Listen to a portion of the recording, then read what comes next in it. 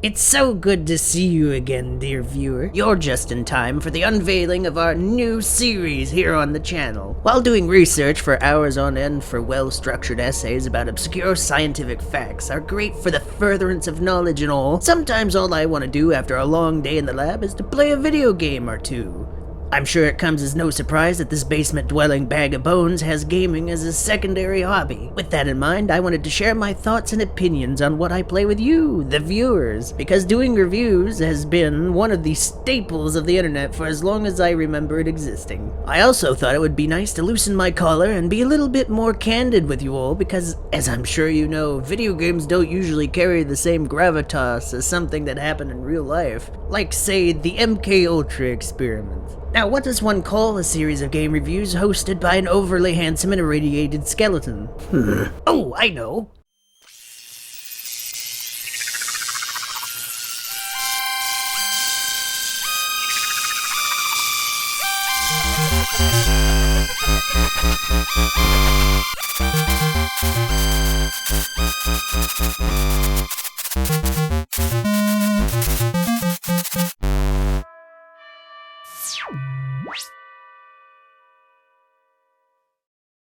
During the extensive vetting process of my entire collection of games, I couldn't help but get excited about finally completing one of my favorites in recent years, Psychonauts. Psychonauts is an adventure platformer developed by the conjoined brains at Double Fine Studios and written by the brilliantly twisted mind of Tim Schafer. It was initially released in the yesteryear of 2005. Double Fine Studios is responsible for other great titles I personally recommend, such as The Cave, Massive Chalice, Costume Quest 1 and 2, and my personal favorite, Brutal Legend. We might get to that one later. It is of my opinion that the inclusion of Jack Black as a main character brought that game to godhood. Anyway, let me introduce the lenses through which we will be reviewing Psychonauts today, and the other games in the future of this series. This method will rate each category/lens a number between 1 and 5, with 5 being amazing and 1 being a pile of fecal matter, and be henceforth referred to as Dr. Bane's Game Quality Gauge.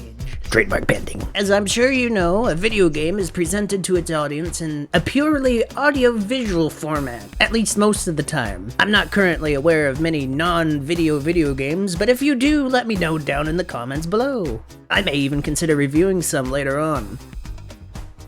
In these sections, we will analyze the visuals of said video game and determine how well it works. Oh, and don't worry, I am well aware of both creative license and that some elements of games are aesthetically displeasing on purpose, as I will happily show you today. Sound also plays an important part in most games, and we will go over this as well whenever it's relevant. In this section, we will address the meat of any interactive medium, the gameplay. This will take into account things like user interface, mechanics, progression, etc, etc. I plan on covering these two segments first, as the third lens takes us into spoiler territory. Here, we shall dive into the story of the game in question. Whether it makes sense, its emotional impact, and its intermingling with gameplay are my main criteria here. It's just as simple as that. Now, let's dive into Psychonauts, as well as a few receptive minds, shall we?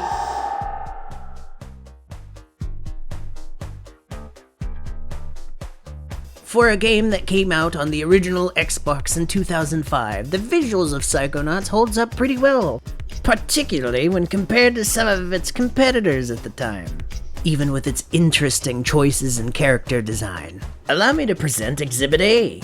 This lovable lunk of polygons camp bully profession is perfectly encapsulated in his tall and slightly menacing form. Oh, and that hair? Chef's kiss. If anyone is going to be wiped off the census by gingivitis, it's this man. The only issue I take with character designs like this one is, well, this one's mouth. Designs like these may drive off some players, but I find them to be incredibly charming and downright humorous at times. However, the main character of the game, Rasputin, has a fairly tame design with features that are more symmetrical than those of his contemporaries, and this is done on purpose. Players need an avatar that is relatable so that they can more easily step into their shoes and immerse themselves in the action and story of the game. While in some games this would mean making your hero a mostly silent protagonist to be worn by the player like a flesh suit of polygons, Rasputin has more personality than the average hero. He's cocky, confident, a little mischievous, and he'll make time to talk to just about anyone due to his compassionate nature. And I really do mean anyone. You, new boy. Seen bear lurking in woods? Nope. Positive. Giant, hairless bear? Nope. In Russia, bears much smaller. Also more hair. Less lurking. Always eager to wrestle. This one, hide and run. I'll let you know if I see anything. Cannot lurk forever, bear. I could go on, but I'll cut it off here by saying that the protagonist is the benchmark by which all else is measured. Now let's take a look at the design of the levels, which arguably are the main draw of this game. During your Psychonauts experience, you will be exploring areas of the real world like Camp Whispering Rock, the secret Psychonaut training camp, but you'll quickly find that these areas are generally more tame and regular than the massive variety of mental realms you'll soon find yourself in. Take for example the first mind you find yourself in, Coach Oleander. He's a war vet who's seen countless tours of duty and has a hardened yet uneasy mind as a result, with a suspected kink for brains to boot. It is the ultimate battlefield and the ultimate weapon. The wars of this modern age, the psychic age, are all fought somewhere between these damp, curvaceous undulations. And his obstacle course and basic braining really shows it. Fighter jets, explosions, sentry guns, artillery, and even minefields come together in hodgepodge chaos to bring this egg-shaped soldier's thoughts to life in order to test the next generation of psychic agents. Only the strong survive in his mind. This really goes to show how far Double Fine went to give each level its own unique personality. The music in each level fully immerses the player in their environment. I'll admit I booted up the game expecting subpar sound design, but I was pleasantly surprised with every venture into a new mind. My only complaint? The tracks seem a little short, but I'm willing to forgive that due to the industry standards at the time. Now, I would love nothing more than to play a little bit of the soundtrack for you here today, but my associates tell me that I'll be sued into oblivion if I even try, so I'm not going to. I'll go ahead and share a link to the full soundtrack down below if you're really interested. With its brave character designs, almost literally mind-blowing levels, and good soundtrack, the visuals and sounds of Psychonauts wins an easy 4 out of 5 from this pile of bones. The only two reasons this isn't a 5 out of 5 is because I noticed that the skins for some of the campers didn't always seem to be meshed properly over their models, and also because I was forced to look at this guy. Ugh. Other than that blight on my eye holes, I was pleasantly surprised that a game from 2005 still held up so well in this modern day. Psychonauts is an adventure platform game, and in its genre, it excels. Challenge is found in ample measure through a balance of combat, puzzles, and of course platforming. These elements weave together into an incredible psychologic beast. When it comes to defending yourself in Psychonauts, you have many options. You begin with the basics, punching and shooting, in that order. But as you progress, you find and earn new psychic powers such as the classic telekinesis and pyrokinesis, and many others that I won't spoil here. Going up in Psy rank allows you to earn new powers and even upgrade your existing powers with new effects to give you the flexibility to dispatch mental aberrations in just about any way you choose.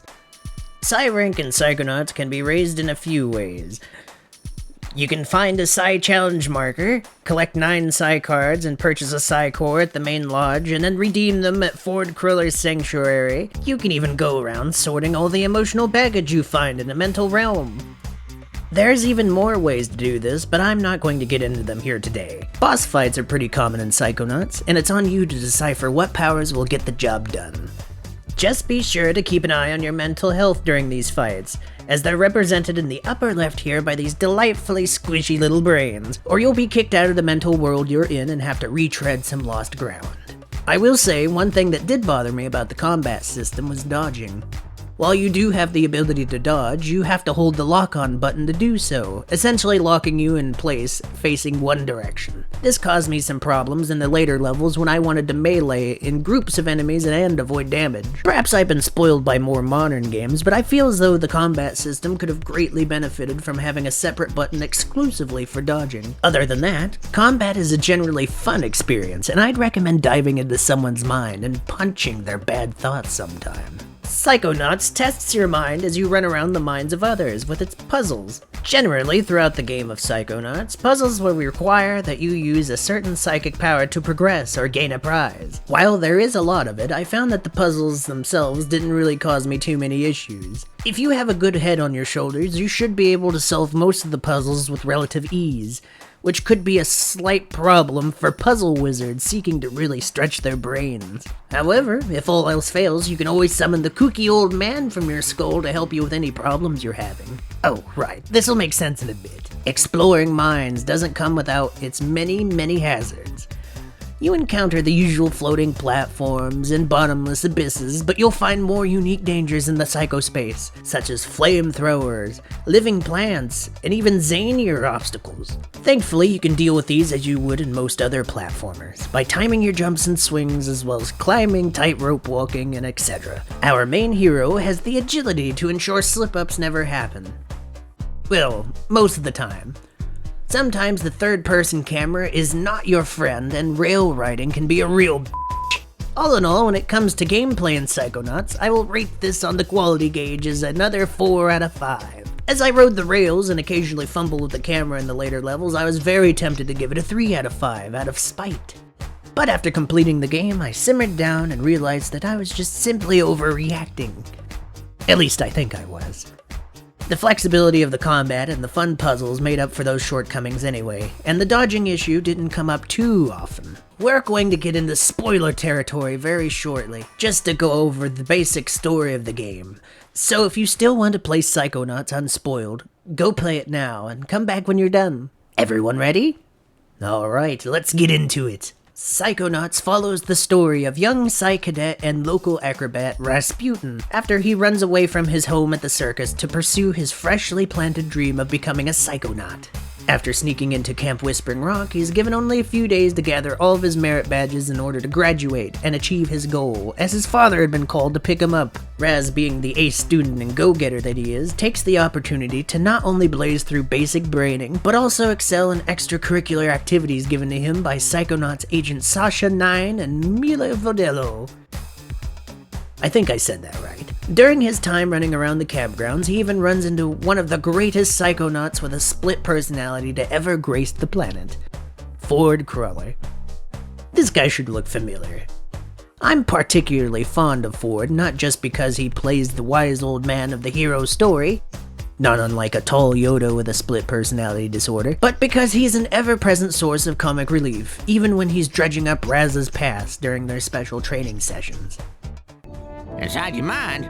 Well, I thought you'd like to be in a familiar place for your first pyrokinesis lesson. Lesson? Shh, now think of something you'd like to burn. Ah, yes, I heard you were raised in the circus, but why would you want to burn all these happy memories here? If they were happy memories, I wouldn't have run away. My dad, he hates psychics, and he knew I was becoming one. So all day long he would force me to practice my acrobatics, hoping to distract me, or maybe hoping to kill me. I never was sure. Now why are you still talking when you could be burning stuff? Ford and Sasha help Raz uncover a hidden threat spreading through Camp Whispering Rock. That threat? Brain Snatchers. It's up to Raz to get to the bottom of this and restore the minds of his fellows before they're all transplanted into psychic death tanks and take over the world for the nefarious Dr. Lobato. What a delightfully mean little brain you have. Just what we want. In order to accomplish this, Raz must dive into several minds with the help of his handy-dandy psycho portal, including paranoid minds, the minds of tortured artists and actresses, the mind of the ancestor of Napoleon, and even the mind of a giant mutated and surgically altered lungfish. It's during this middle stretch of the game that Raz discovers that Coach Oleander was a double agent the whole time and working with Dr. Lobato. My favorite part of this section was the paranoia-addled mind of Boyd Cooper, aka the Milkman. I am the milkman. My milk is delicious. Special delivery today.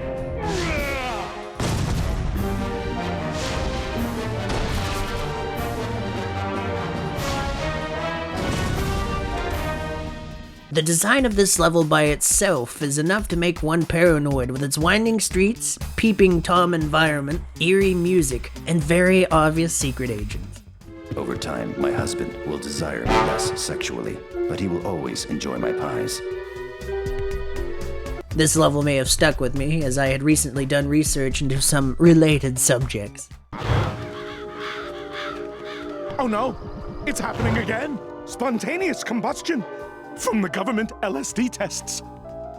After making his way to the top of the doctor's lair and assisting a smooth-talking turtle with murder, Raz takes on the coach in the real and mental realms and comes out victorious despite losing his mind in the process.